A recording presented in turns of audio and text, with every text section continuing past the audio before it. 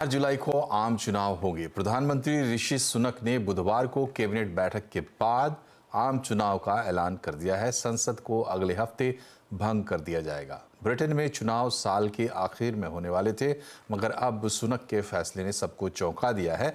British PM ने बारिश के बीच 10 डाउनिंग स्ट्रीट के बाहर अपना बयान दिया। General election on the 4th of July. This election will take place at a time when the world is more dangerous than it has been since the end of the Cold War. Over the next few weeks, I will fight for every vote.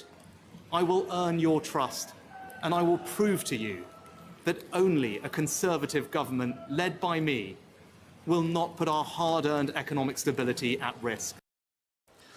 और इस खबर की detail बता रहे हैं हमारे सहयोगी Sanjay Suri London से। तो ब्रिटेन में अब आम चुनाव की घोषणा कर दी गई है। प्रधानमंत्री ऋषि सुनक ने बुधवार शाम को यह घोषणा की, जो कि एक आश्चर्यजनक कदम था, क्योंकि चुनाव की अंतिम तिथि है 25 जनवरी 2025।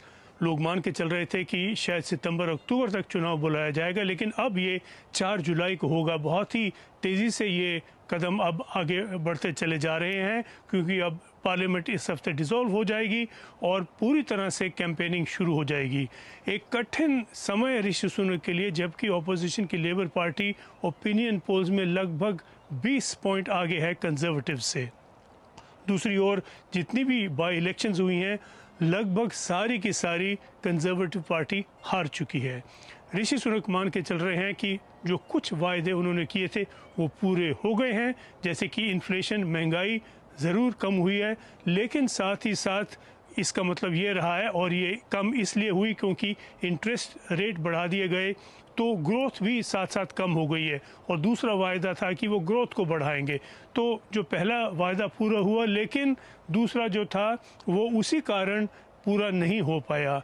बाकी बातें रही हैं कि NHS हेल्थ सर्विस की वेटिंग लिस्ट घटाई जाएंगी, वो भी कम नहीं हुई। कहा था कि जो कर्जा है वो कम किया जाएगा, वो लगभग GDP का 100% चल रहा है। दूसरी ओर इमिग्रेशन, जो छोटी किश्तियों में लोग आते हैं, वो भी खास कम नहीं हुई।